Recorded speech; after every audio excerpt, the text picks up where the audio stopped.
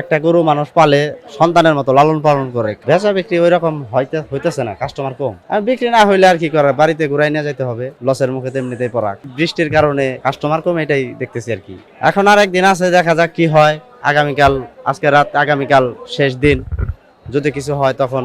আর বিক্রি না হইলে আর কি করে, বাড়িতে ঘুরাই নিয়ে যেতে হবে, লসের মুখে তেমনিতেই পড়া।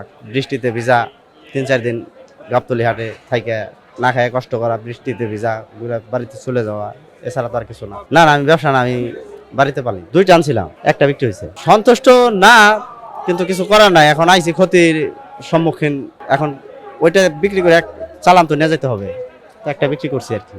না আমি আগে গরু পালি না, এবারে প্রথম আমি 2টা গরু পালছি। তো তাতে করে দেখছি যে মানে যে পরিমাণ ক্ষতির সম্মুখীন হয়েছি, যে আমার দ্বারা আর গরু পালা সম্ভব না।